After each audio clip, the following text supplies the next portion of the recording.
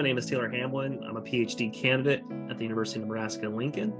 I did teach middle school, 8th grade, taught history, civics, and Spanish, and that's why I'm so passionate about developing curriculum, training teachers, helping them create learning structures that really help students go into deep thinking, is what I call it.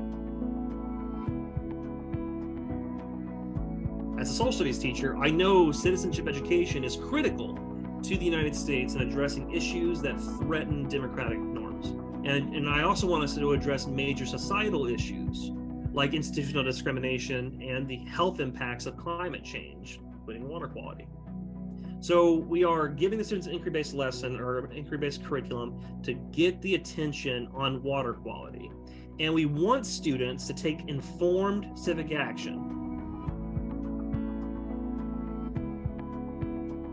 The excess nutrients, the pesticide in groundwater, the contaminants in surface water, these are all things that can be tested for in a local area. Therefore, students can run labs and bring that data back to their classrooms and see if the water bodies that they're looking at are being impacted. Other major issues that are a little bit larger, drought and the heat. We can have students explore the issues or the consequences of having drought and having high heat and how they can connect it to the rapidly changing ecology. The social studies lessons and science lessons were all created by educators, practicing educators. As an educator myself, it was important to me that I went through this and we had people who are currently in the classroom teaching who would actually use these lessons.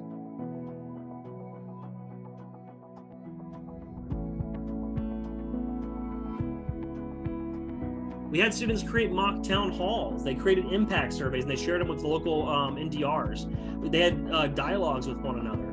They created civic action plans, and we even have some students who are going to do this as their senior project, which I thought was the coolest thing. Some school districts have the availability of senior projects that kids can take for credit, and the kids are going to actually do what they have found their sophomore, junior year and make it their senior level project, which they'll earn credit for. So kids are very involved with this project, and some of them are even like going on to full year senior long projects, which is really cool. We've had about 10 schools so far. We'll have a dozen at least, and then we've hit all the regions. We are all the way out in the Panhandle, and we've had schools in urban areas too.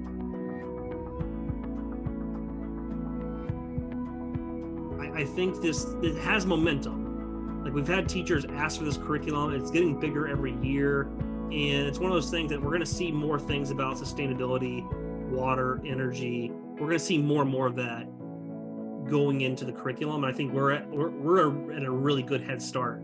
Like, a lot of folks who are talking about this are kind of behind us, honestly. We're going into our 3rd year. So I want to keep that momentum going and keep on just pushing forward.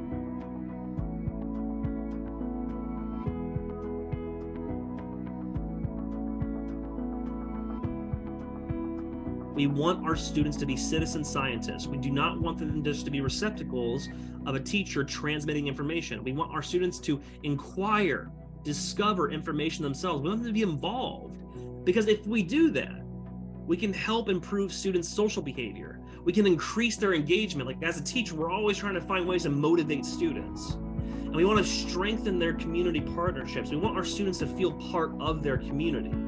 But we can't do that if we're never exploring real problems and getting them out of the building, kind of like what we're doing with this water quality project, getting them out and collecting information and seeing how they can be active members of their community and solve real problems.